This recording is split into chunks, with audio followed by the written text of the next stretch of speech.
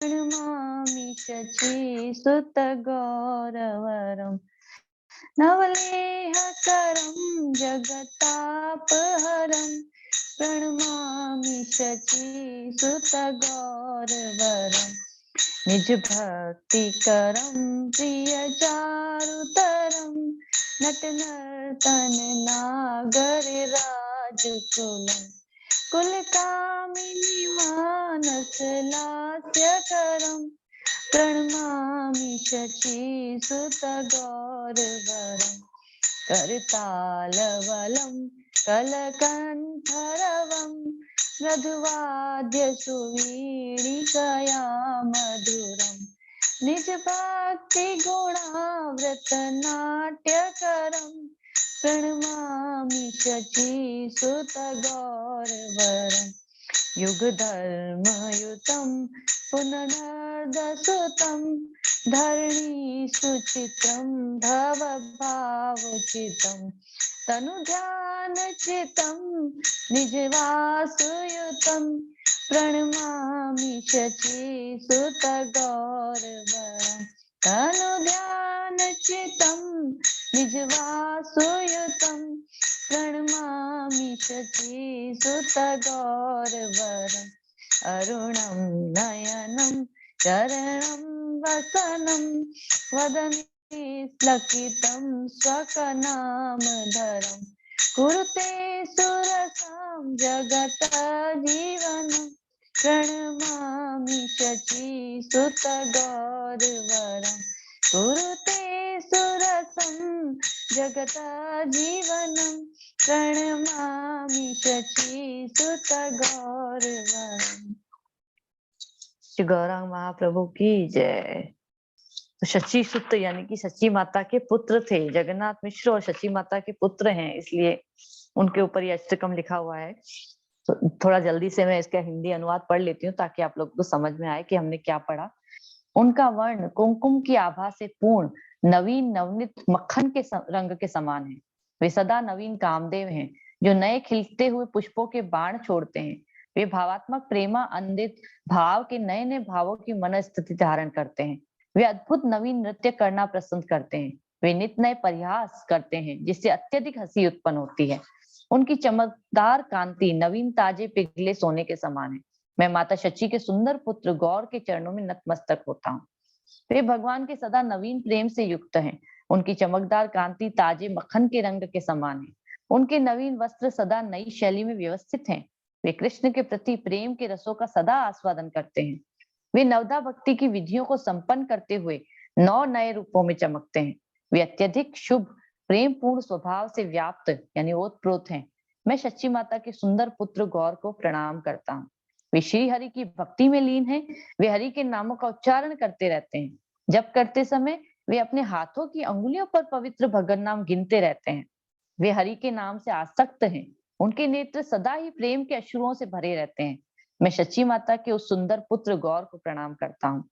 वे मनुष्य के भौतिक अस्तित्व की पीड़ाओं को सदा दूर करते रहते हैं। वे उन व्यक्तियों के जीवन का लक्ष्य हैं जो अपने परम हित की ओर समर्पित हैं। वे लोगों को मधुमक्खी के समान बनने की प्रेरणा देते हैं, यानी कि कृष्ण प्रेम रूपी शहद को प्राप्त करने के इच्छुक।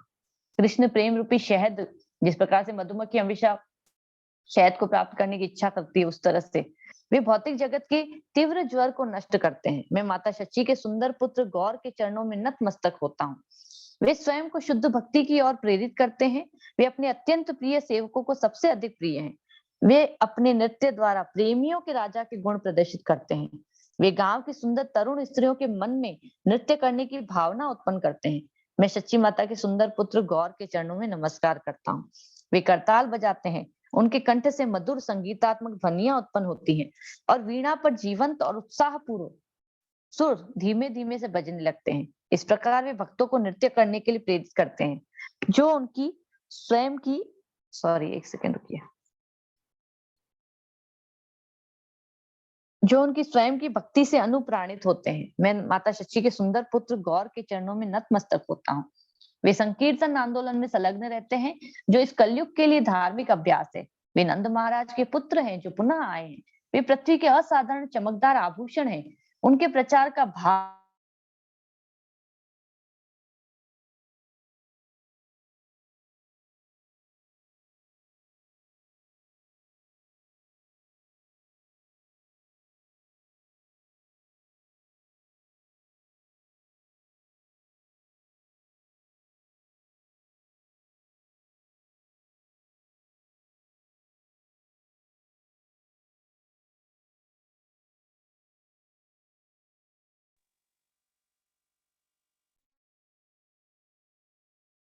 हरे कृष्णा माता जी, आवाज नहीं आ रही है। हरे कृष्णा माता जी, आवाज नहीं आ रही है।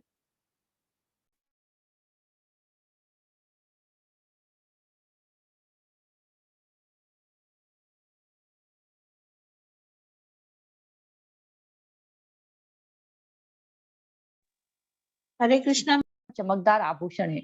उनके उनके प्रचार का भाव जन्म और मृत्यु के चक्र के लिए उपयुक्त रूप से अनुकूलित है। उनकी चेतना कृष्ण के उनके स्वयं के रूप की समाधि में स्थित है। वे सदा अपने दिव्य धाम को अपने साथ रखते हैं। मैं माता शची के सुंदर पुत्र गौर को प्रणाम करता हूँ। उनके नेत्र, उनके पैरों के तलुए और उनके वस्त्र ऐसे लाल रंग के समान है जो उदय होते हुए सूर्य के आगमन की सूचना देता है। जैसे ही वे अपने स्वयं के नामों का उच्चारण करते हैं, उनकी आवाज अवरुद्ध हो जाती है।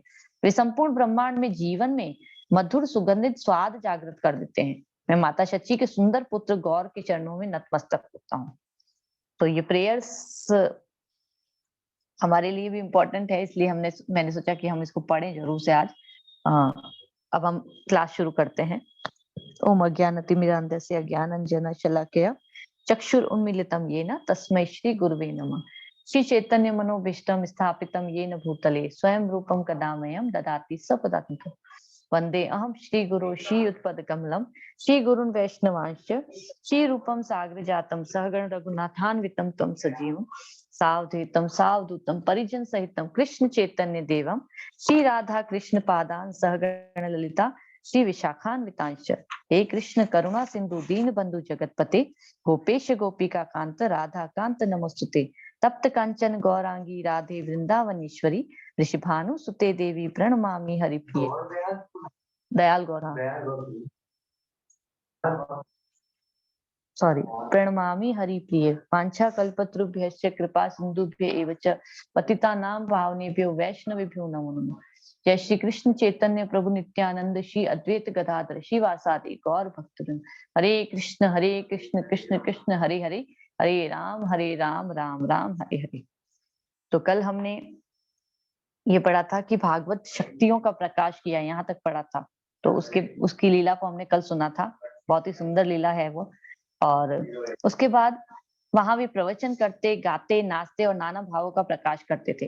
वैष्णव उपदेशक के रूप में संपूर्ण भारत भ्रमण करके श्री नित्यानंद प्रभु भी इस समय उनसे आ मिले। वास्तव में अनेक अनेक निष्ठावान वैष्णव उपदेशक बंगाल के विविध भागों से उनके संग में आए। इस प्रकार नदिया नगर ऐसे अनेक वैष्णव आचार्यों का नित्य निवास स्थल बन गया, जिनका उद्देश्य वैष्णव धर्म के सर्वोच्च प्रभाव द्वारा मानवता को भगवत परायण बनाना था। अब इसमें भी ये लीला बहुत सुंदर आती है कि नित्यानंद प्रभु की लीलाएं हमने सुनी थी। तो नित्यानंद प्रभु वैसे तो एक ब्राह्मण के पास जाके रहने लगे थे। उनके पिताजी से उन्होंने, उस ब्राह्मण ने मांग लिया था नित्यानंद प्रभु को। तो काफी आयु तक वो उनके साथ रहे थे। और उसके बाद जब नित्यानंद प्रभु स्वयं भगवान है, स्वयं बलराम जी है मतलब, तो उनको पता चल गया कि अब महाप्रभु अवतरित हुए हैं और अब बड़े भी हो गए हैं। तो उसके बाद वो नित्यानंद प्रभु इधर आ जाते हैं नदिया में और यहाँ पे आते हैं।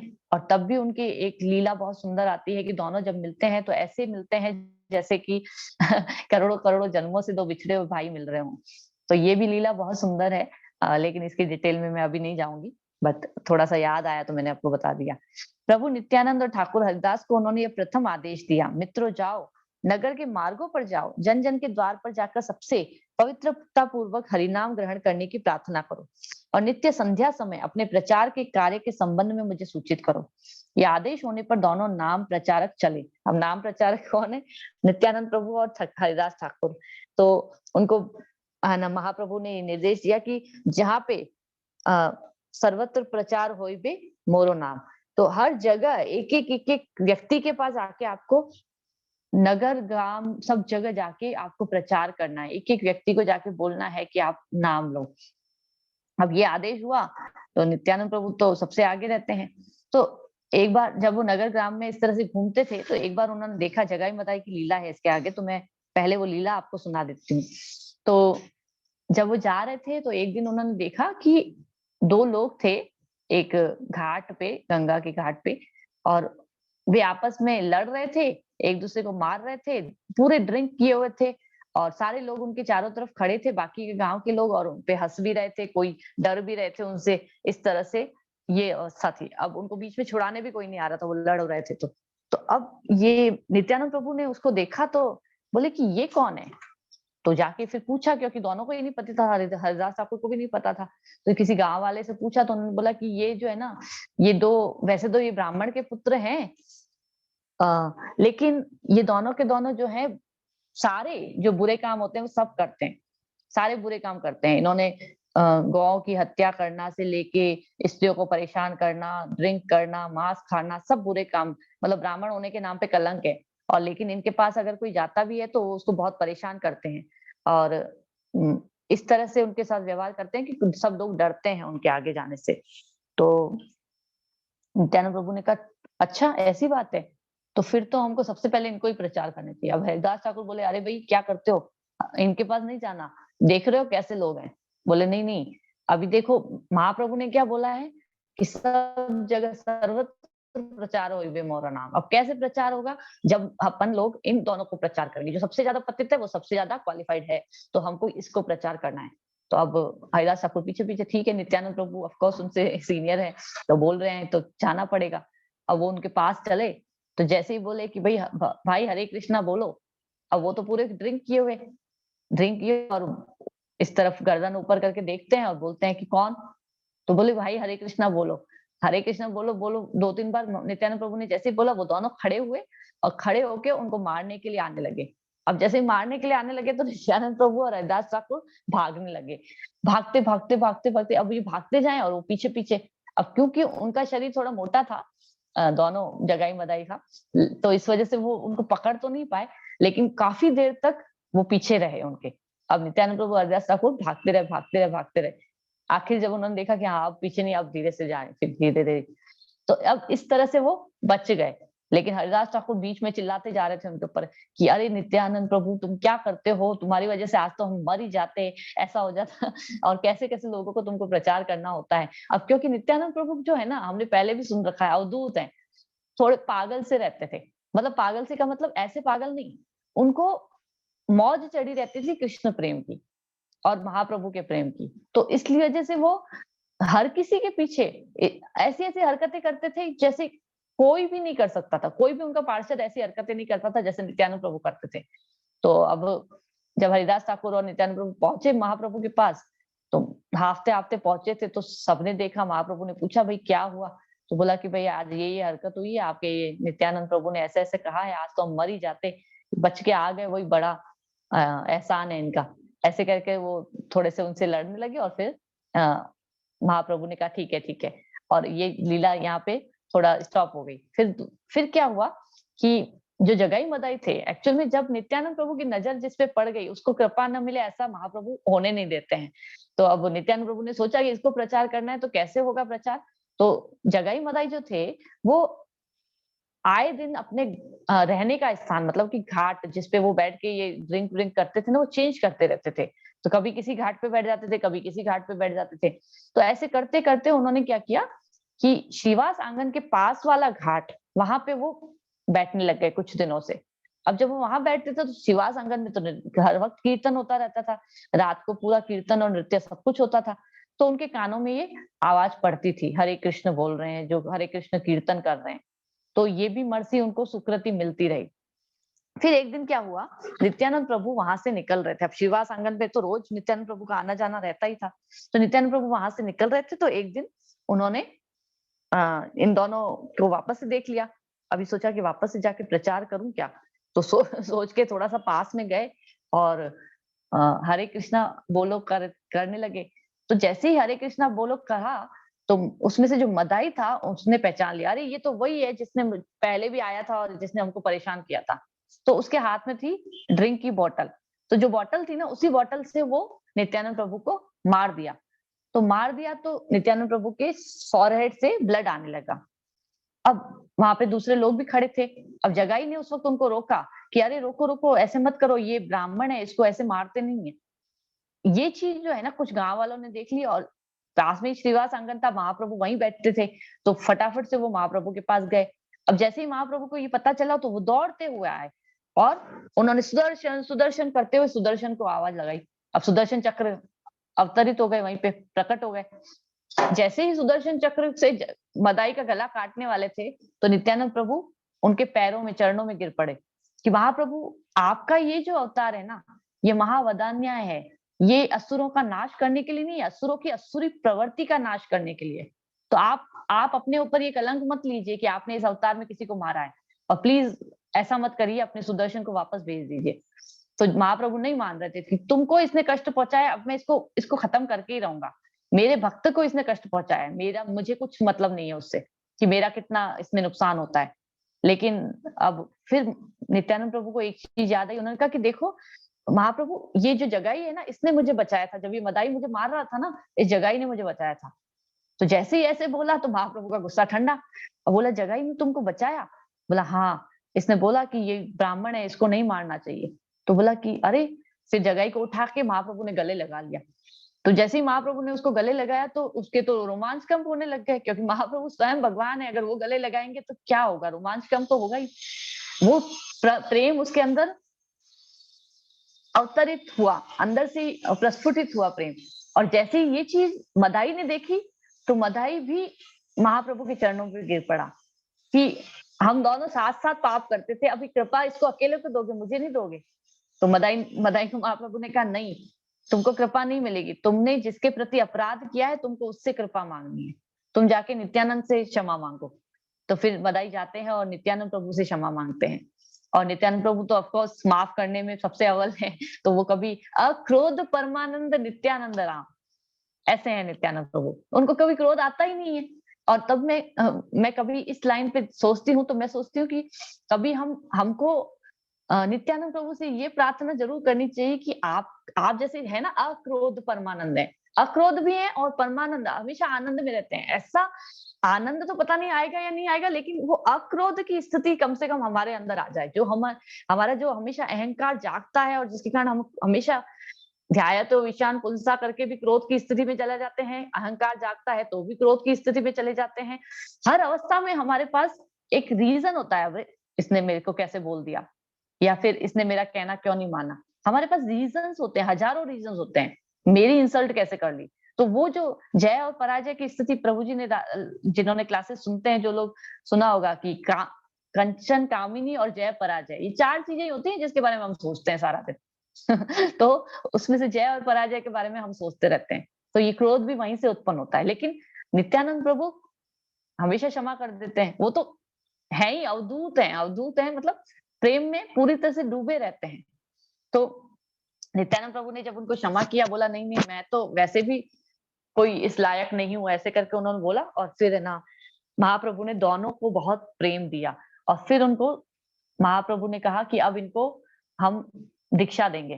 तो महाप्रभु ने फिर इन लोगों ने उनको स्नान कराया, उनके मुंडन हुआ, और ये जगाई मदाई, एक्चुअल में जो जगाई मदाई थे, एक बात मैं बताना भूल गई शुरुआत में, कि आपने ये लीला सुनी होगी, कृष्ण जब भगवान विष्णु के जो द्वारपाल थे जय विजय, वो 3 रूपों में आने थे, एक तो रावण और कंस, एक हिरण्यकश्यपु और हिरण्याक्ष, और एक दंत और शिशुपाल, हाँ दंत वक्र और शिशुपाल।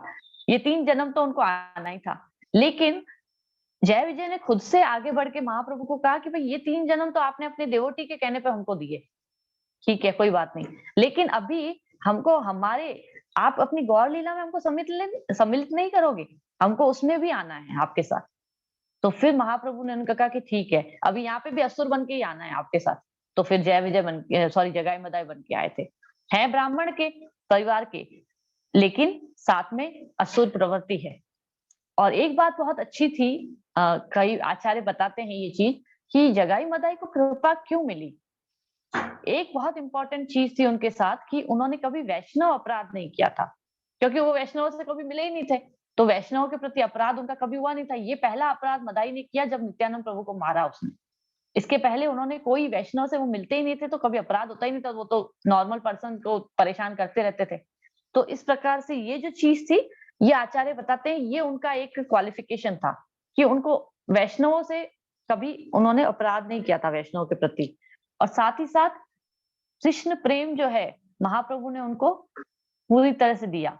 फिर उसके बाद वो जगदानंद, इनके नाम मैं भूल गई, सॉरी, उनको 2 नाम दिए गए थे, इनिशिएटेड नेम दिए गए, और फिर उसके बाद वो उनको महाप्रभु ने ये सेवा दी कि अभी आप क्या करोगे, अभी आप ये सारे जो गंगा के घाट है ना, जिन पे आप बैठ के ये सारे काम करते थे, उन सब की सफाई करोगे, और उसके साथ-साथ हर घाट पे आने वाले व्यक्ति से आप क्षमा मांगोगे, और उसके साथ-साथ उनको प्रचार भी करोगे। तो एक पिक्चर भी मैंने भेजी थी शायद एक बार किसी ग्रुप में, मुझे याद नहीं है, लेकिन वो जगाई मदाई की मूर्तियां बनी हुई हैं। अब वो जगदानंद और बन गए थे, तो उनकी मूर्तियां भी बनी हुई हैं उस जगह पे जहाँ पे ये लीला हुई थी, और वो एक बहुत अच्छे डिवोटी बन गए भगवान के। तो हमें इस लीला से हमें अपने प्रति थोड़ा सा है ना रिलीफ होना चाहिए, भैया स्कोप है कहीं ना कहीं, क्योंकि वैसे तो कोई स्कोप नहीं है। सत्युग, द्वापर, त्रेता, गड़बड़ गड़बड़ गड़बड़, कलयुग में भी स्कोप नहीं है, क्योंकि हरिनाम हमसे होता नहीं है। तो अब हरिनाम करवाएगा कौन हमसे? महाप्रभु, नित्यानंद प्रभु, वही करवाते हैं, और वही हमको मर्सी भी देते हैं उसको करने के लिए। तो हमें पूरी तरह से एक ही चीज करनी है, सिर्फ एक क्वालिफिकेशन हमारे अंदर होनी चाहिए, इच्छा। इच्छा है, और उसके बाद प्रेयर्स।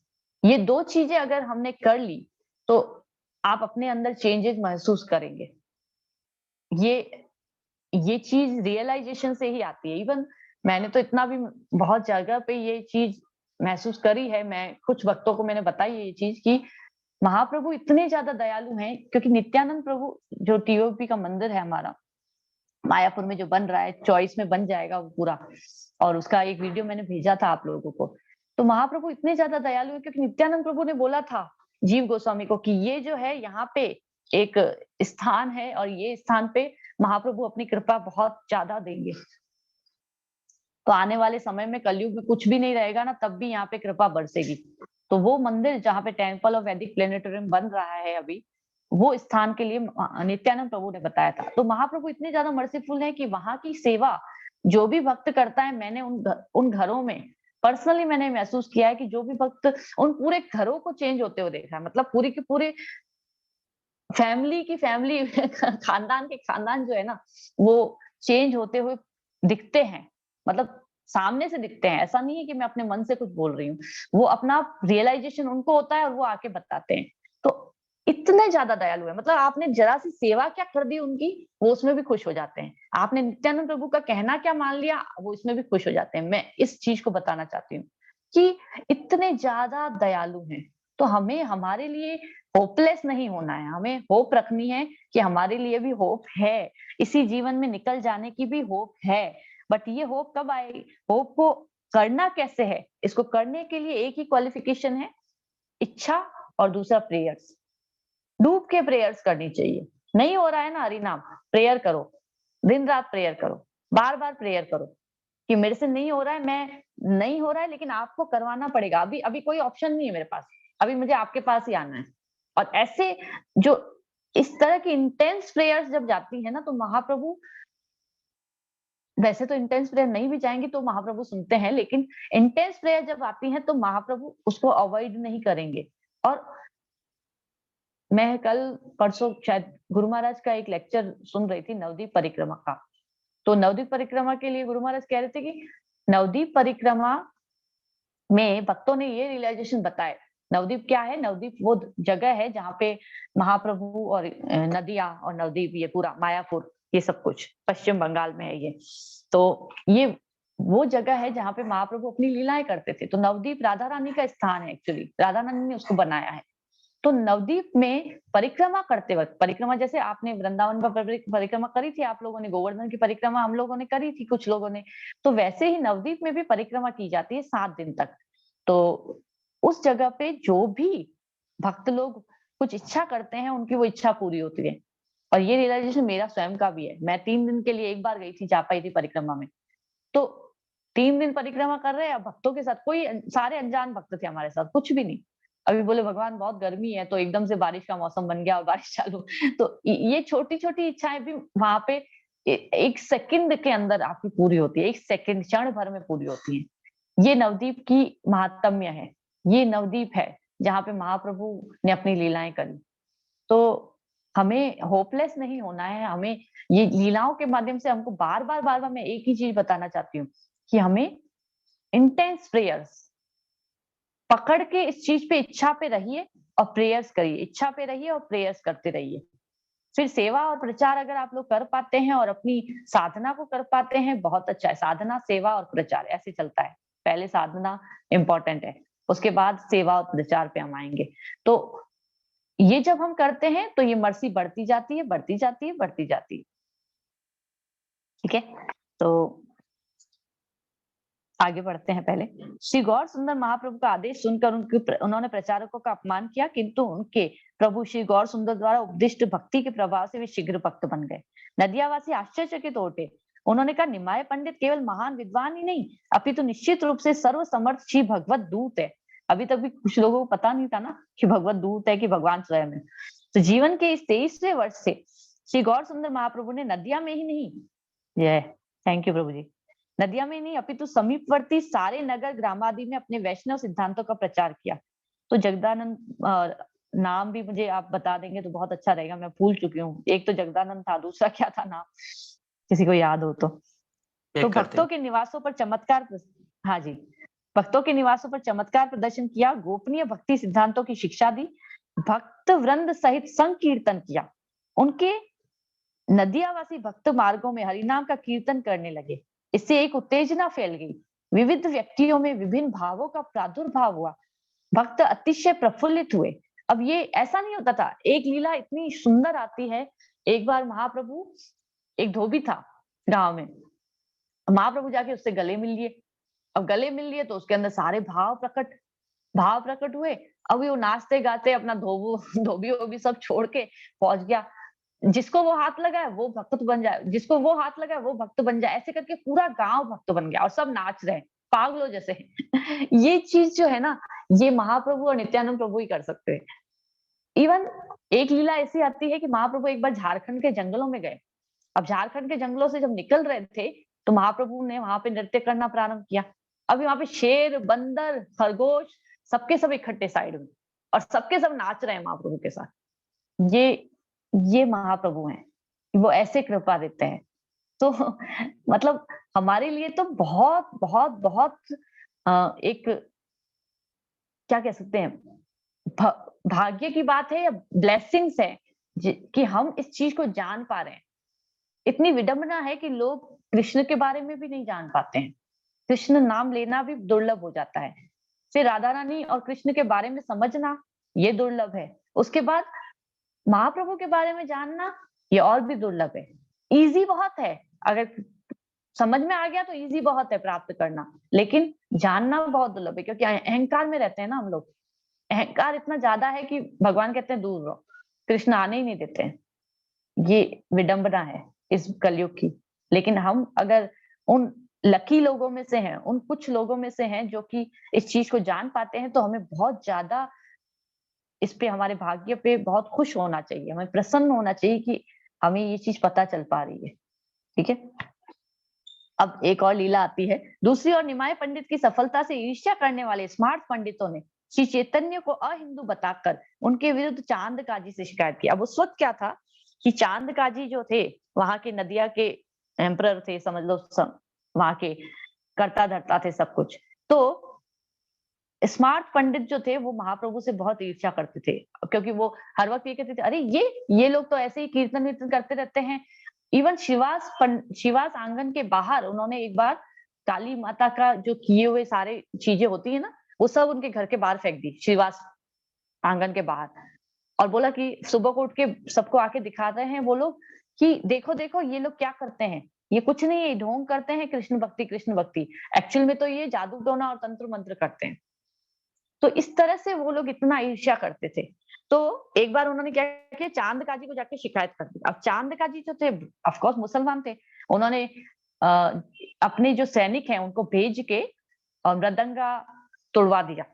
मृदंगा नित्यानंद प्रभु का अवतार है, तो उसको तुड़वा दिया और करताल वगैरह फिकवा दिए। इस तरह से बहुत वहां पे गड़बड़ करी शिवास आंगन में। तो जब ये चीज महाप्रभु को पता चली तो महाप्रभु ने कहा कि अभी हमको क्या करना है, संकीर्तन आंदोलन से ही इनको वो करना है।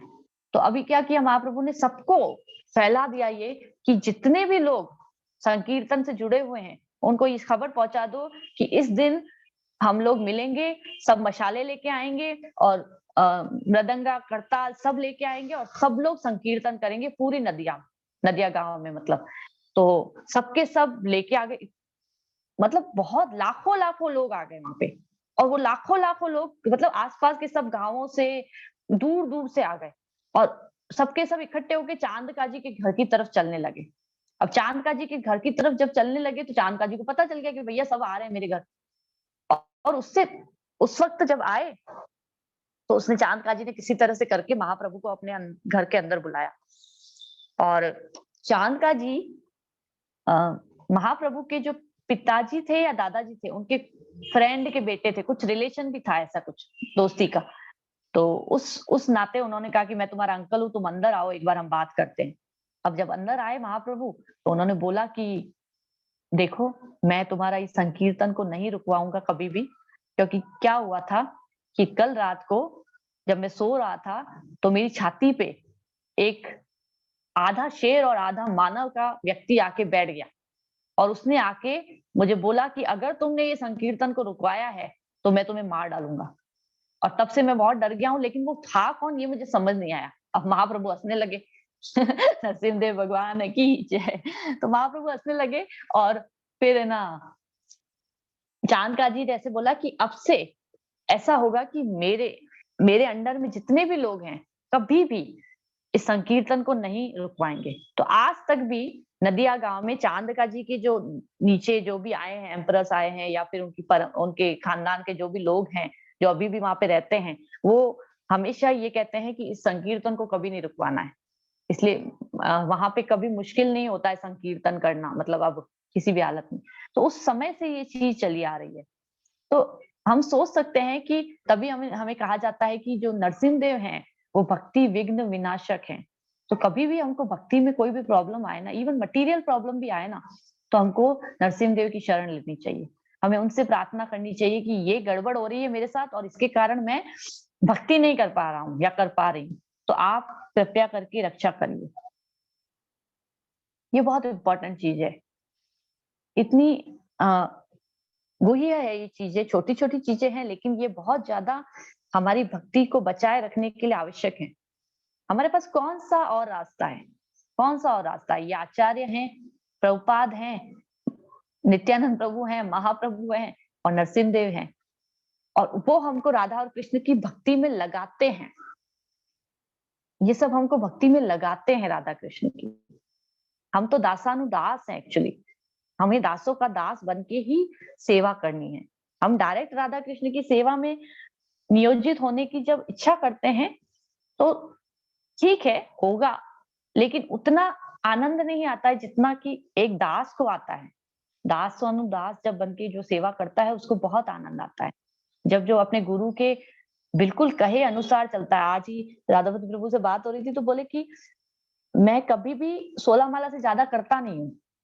अब 16 माला से ज्यादा क्यों नहीं करता हूँ? बोले कि इसलिए नहीं करता हूँ क्योंकि मुझे लगता है कि पागल है क्या, सेवा करनी है 16 माला करने में लगा हुआ है। क्योंकि गुरु महाराज को प्रभुपाद ने मना किया था। गुरु महाराज को प्रभुपाद ने कहा था, एक बार गुरु महाराज 16 माला एक्स्ट्रा कर रहे थे, आज एकादशी है हम एक्स्ट्रा 16 राउंड करेंगे। हमारे केस में हो सकता है क्योंकि हम लोग कोई ज्यादा सेवा नहीं करते हैं, घर पे बैठे हो, टीवी देख रहे हो, उससे बदले चैंटिंग करो, वो अलग बात है। लेकिन गुरु महाराज चैंटिंग कर रहे थे। बोला कि आज मैं 16 राउंड एक्स्ट्रा कर रहा हूँ प्रभुपाद। गुरु महाराज को बोला कि जाओ, प्रचार कौन करेगा, प्रचार करो जाके, सेवा करो जाके। तो अभी सेवा और प्रचार जिनको समझ में आ जाता है कि चैंटिंग, उसके बाद सेवा और प्रचार, वो उस तरह से करते हैं। लेकिन अगर आप फ्री हैं, फ्री का मतलब आप फालतू चीजों में टाइम वेस्ट कर रहे हैं, तो फिर चैंटिंग पे ध्यान दीजिए। अगर आपके पास कोई सेवा नहीं है तो चैंटिंग और रीडिंग होनी चाहिए, लेकिन वो किस तरह से होनी चाहिए वो भी हमको आचार्य ही सिखाते हैं। तो इनको फॉलो करना ही हमारा सबसे बड़ा एक धन है, जिसको हम अगर करते जाएंगे तो मर्सी रिवील होती जाएगी। ये चीज समझनी पड़ेगी हमको। श्री गौर सुंदर महाप्रभु को इसकी सूचना मिली। उन्होंने तुरंत नगरवासी को संध्या समय हाथ में मशाल लेकर उपस्थित होने का आदेश दिया। लोगों ने वैसा ही किया और निमाय अपने संकीर्तन को 14 दलों में विभाजित कर चले। काजी निवास पहुंचकर उन्होंने काजी के साथ विस्तार से बात की और अंत में अंग स्पर्श करके उसके हृदय में भी वैष्णवता का संचार कर दिया। काजी ने रोते हुए स्वीकार किया कि उसे एक तीव्र भागवत प्रभाव की अनुभूति हुई, जिससे उसके संशय नष्ट हो गए और परमानंद प्रदायक भक्ति भाव का उदय हुआ। इसके बाद काजी संकीर्तन में सम्मिलित हो गया। काजी की वहां पे बनी हुई भी है, एक जगह पे स्थान बना हुआ है चांद काजी का भी, नदिया में। श्री गौर सुंदर महाप्रभु की दिव्य शक्ति से जगत विस्मित होता। इस घटना से हजारों हजारों अवैष्णव भक्त बनकर श्री विश्वम्बर ध्वज के नीचे एक प्राण हो गए। मतलब सबके सब महाप्रभु के शिष्य बन गए। शिष्य का मतलब उनके संकीर्तन आंदोलन में शामिल हो गए। इसके पश्चात कुलिया के कुछ ईर्ष्यालु और नीच प्रकृति वाले ब्राह्मणों ने श्रीमन महाप्रभु गौर सुंदर से विद्रोह करके उनके विरुद्ध एक दल बनाया। निमाय पंडित सिद्धांत पर दृढ़ होते हुए भी स्वभाव तक परम सुहृदय थे। उन्होंने विचार किया कि दलबंदी और सांप्रदायिक संकीर्णता प्रगति के दो सबसे बड़े शत्रु हैं। इसलिए जब तक निमाय पंडित किसी एक परिवार से संबद्ध है, तब तक उनका प्रयोजन पूर्णतः सिद्ध नहीं हो सकेगा। अतः उन्होंने अपने परिवार, वर्ण, दल आदि से संबंध विच्छेद कर विश्व नागरिक बनने का संकल्प किया। इस प्रकार 24वें वर्ष में उन्होंने कटवा में वहां के केशव भारती से संन्यास आश्रम ग्रहण किया। ये भी एक बहुत सुंदर लीला आती है कि वहां पे जब केशव भारती से संन्यास ग्रहण करने के लिए महाप्रभु जाते हैं, कि अभी क्यों कर रहे हैं, क्योंकि लोग जो हैं अभी भी विरोध हैं कि ये तो एक पर्टिकुलर है ना उसका है, कौम का है और इसको तो ऐसे रखना चाहिए, ये कोई है ना विश्व के लिए नहीं कर रहा है और सनातन धर्म वगैरह नहीं है ऐसा कुछ। तो जब इस तरह से लोग बोलने लगे तो महाप्रभु को लगा कि ये लोग मेरे संदेश को, जो मैं जो भक्त बन के प्रचार करने के लिए आया हूँ, वो चीजें सुनेंगे ही नहीं, तो अभी मुझे खुद को संन्यास आश्रम ग्रहण करना पड़ेगा। तो उन्होंने, जब वो गए वहां पे एक नाई के पास, वो नाई भी भक्त था, महाप्रभु को बहुत प्रेम करता था, तो नाई को बोला कि अभी मेरे बाल काटो। और महाप्रभु के बाल इतने सुंदर, आप पिक्चर में देख सकते हैं शुरुआत के दिनों की, तो उसमें महाप्रभु के बालों को काटते हुए इसके हाथ कांपने लगे। महाप्रभु बोले, देख काट ले मेरे बाल, और ये काट लिए ना तो तुझे फिर अगला जन्म कभी नहीं मिलेगा। तो वो रोते रोते बाल काट रहा है। वो स्थान भी है नदिया में, जहाँ पे महाप्रभु के कटवा करके स्थान है। कटवा में महाप्रभु के बाल काटे गए थे और फिर वहां पे उन्होंने संन्यास आश्रम ग्रहण किया था। उनकी माता और पत्नी उनके विरह में फूट फूट कर रोई, पर सहृदय होते हुए भी अपने हमारे चरित्र नायक आदर्श पर दृढ़ थे। अपने घर के छोटे से संसार का उन्होंने परित्याग किया, सामान्य जनता को श्री कृष्ण के अनंत वैकुंठ जगत धाम की प्राप्ति कराने के लिए। संन्यास लेने के बाद उन्हें शांतिपुर में अद्वैत प्रभु के घर जाने के लिए प्रेरित किया गया। श्री अद्वैत ने नदिया से उनके सब मित्रों और भक्तों को निमंत्रित किया। पुत्र के दर्शनार्थ शशि माता को भी ले आए। पुत्र का सन्यासी रूप देखकर जननी का हृदय हर्ष विषाद मग्न हो गया, मतलब वो रोने लगी। सन्यासी होने के कारण श्री कृष्ण चैतन्य महाप्रभु केवल कोपिन और बहिर्वास धारण किए थे। उनका मस्तक मुंडित था, हाथ में दंड कमंडलू थे। अपने स्नेहमय जननी के चरणों में दंडवत प्रणाम कर पावन पुत्र ने कहा, जननी यह देह आपकी है, इसलिए मैं आपकी आज्ञा पालन में बाध्य हूँ। भगवत प्राप्ति के लिए मुझे श्रीधाम वृंदावन गमन करने की आज्ञा दीजिए। यानी कि वो अपनी माता से कह रहे थे कि आप मुझे श्रीधाम वृंदावन जाके रहने की आज्ञा दो।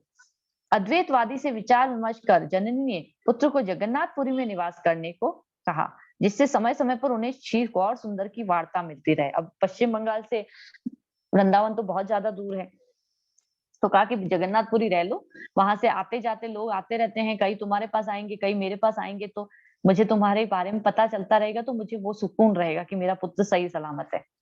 तो महाप्रभु ने ये चीज मान ली और महाप्रभु ने इस सुझाव को मानकर शीघ्र ही उड़ीसा के लिए प्रस्थान किया। जीवनीकारों ने श्री कृष्ण चैतन्य की शांतिपुर से पूरी यात्रा का सुविस्तृत वर्णन किया है।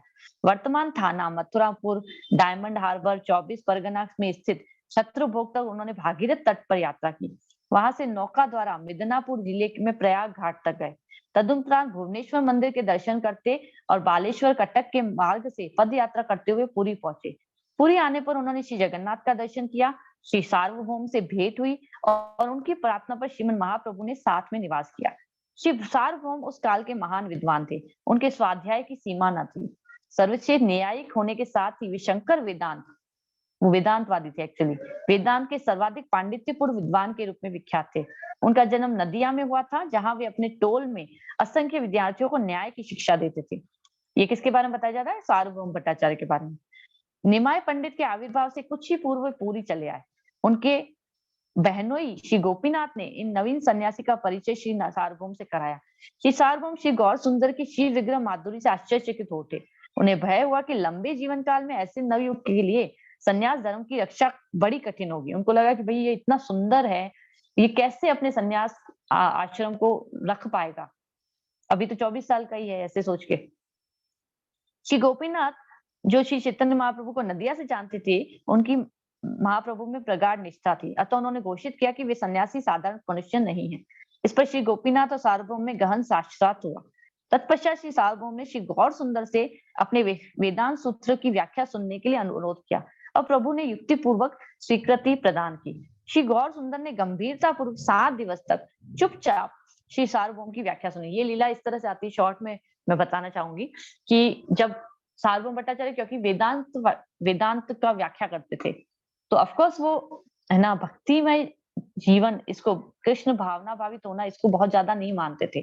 तो लेकिन बहुत अच्छे वैष्णव थे, ब्राह्मण थे।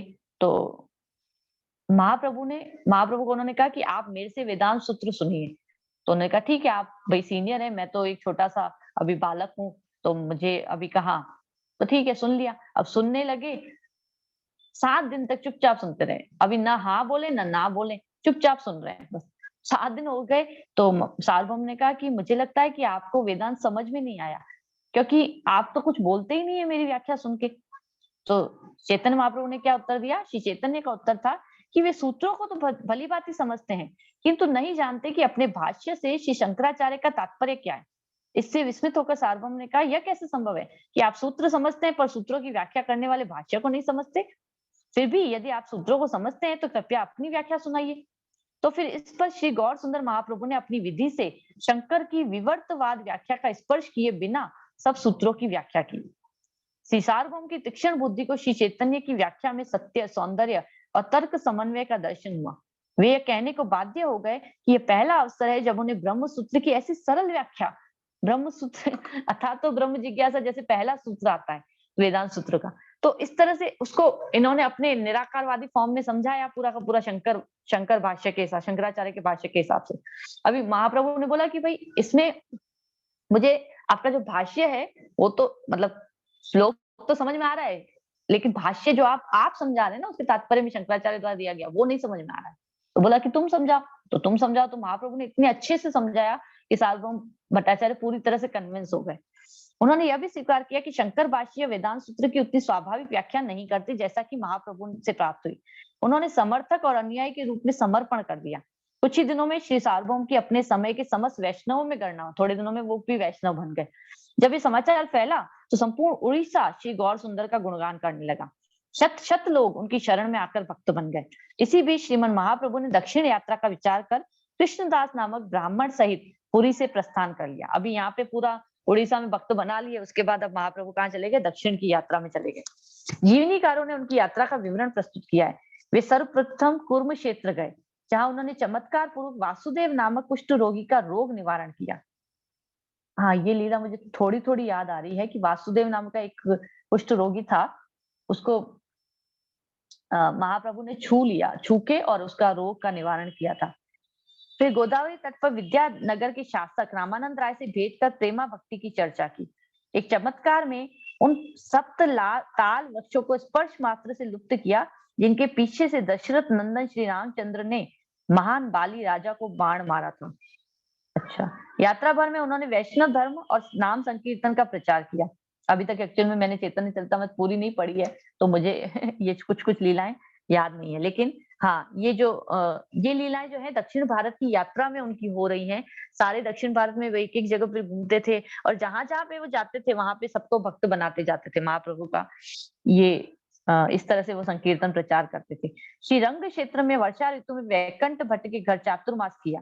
वहां उन्होंने वैकुंठ के संपूर्ण परिवार को रामानुज वैष्णव से कृष्ण भक्त बनाया। उन्हीं में वैकुंठ के 10 वर्षीय बालक गोपाल भी थे, जो बाद में वृंदावन आकर श्री कृष्ण चैतन्य के गोपाल भट्ट गोस्वामी, जिसके बारे में मैंने क्लास में बताया था कि एक जगह महाप्रभु जाते हैं और वहां पे गोपाल जो थे महाप्रभु की सेवा करते थे। और सेवा क्या करते थे, उनको उनके लिए भोजन, उनके जो भोजन लेके आते थे उसके बाद पत्तल को हटाना और उनके चरणों की मालिश करना, इस तरह की सेवाएं करते थे। और 10 वर्ष के बालक थे और बाद में वो कहने लगे कि मुझे तो आपके साथ चलना है। महाप्रभु ने कहा नहीं, अपने माता पिता के पास रहना पड़ेगा। फिर से थोड़े से बड़े हुए, 15 साल के, फिर से भाग गए महाप्रभु के पास जाने के लिए। महाप्रभु ने फिर से भेज दिया घर पे, बोला जब तक तुम्हारे माता पिता हैं तब तक उनको नहीं जाना है कहीं पे, उनका जाने के बाद आप वृंदावन चले जाओगे। तो गोपाल भट्ट गोस्वामी उसके बाद फिर वृंदावन चले गए थे। तो वो 6 गोस्वामियों के बारे में हमने चर्चा की थी, उसमें से एक है। अपने चाचा प्रबोधानंद सरस्वती से संस्कृत शिक्षा पाकर गोपाल भट्ट गोस्वामी ने अनेक वैष्णव ग्रंथों का पठन किया। दक्षिण में कन्याकुमारी तक अनेक स्थलों का परिभ्रमण कर श्री चैतन्य महाप्रभु 2 वर्ष में भीमा नदी पर स्थित पंढरपुर के मार्ग से पुनः पुरी पधारे। पंढरपुर में भी बहुत सुंदर है, लोकनाथ स्वामी महाराज पंढरपुर को संभालते हैं, तो पंढरपुर में भी बहुत सुंदर प्रचार होता है अभी भी। उक्त स्थान पर उन्होंने श्री तुकाराम को भक्त बनाया, बाद में महान भक्ति प्रचारक हुए। अब देखिए, मैं इससे मुझे एक चीज याद आई, जब तुकाराम याद आया तो तुकाराम भी महाप्रभु के शिष्य थे, जिनके बारे में हमने सुन रखा है, संत तुकाराम। और साथ ही अभी जब हम लोकनाथ महाराज को देखते हैं पंढरपुर में वो करते थे, तो अभी तुकाराम वहां पे थे और वहीं से उन्होंने, आप जब लोकनाथ महाराज को देखते हैं तो आपको पता चलता है, ऐसा लगता है कि बस वो हरि हरि करते करते बस कीर्तन करने के लिए बने, केवल कीर्तन में ही वो पूरा एब्जॉर्व हो जाते हैं।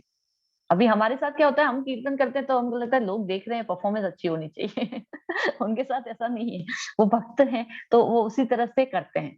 तो ये जो चीज है हमको महाप्रभु से कैसे मिलती है, देखिए, महाप्रभु से नहीं, मैं अभी कुछ और बताना चाहती थी। हाँ, प्रभुपाद से। प्रभुपाद को ये पूरी तरह से पता होता था कि उनका कौन सा शिष्य किस योग्यता को धारण करता है, और इस वजह से प्रभुपाद हर शिष्य को अलग अलग अलग अलग सेवाएं देके गए। गुरु महाराज को मायापुर देके चले गए, गोपाल कृष्ण महाराज को बुक डिस्ट्रीब्यूशन का बोल के चले गए, सारी बुक छपवानी है और उनका डिस्ट्रीब्यूशन करना है। दिल्ली सबसे ज्यादा अच्छा करता है गुरु महाराज भी, फर्स्ट और सेकंड मायापुर और दिल्ली चलता रहता है। लेकिन गोपाल कृष्ण महाराज को ये सेवा दी गई थी। लोकनाथ महाराज को संकीर्तन और उनके द्वारा जो पद यात्रा यहाँ पे आई थी, आपने देखी होगी, वो सेवा दी गई। तो जैसे महाप्रभु अपने भक्तों को, अपने शिष्यों को नियोजित करते थे, उसी प्रकार से प्रभुपाद ने भी बहुत बहुत इंटेलिजेंटली अपने भक्तों को, शिष्यों को नियोजित किया था हर सेवा में।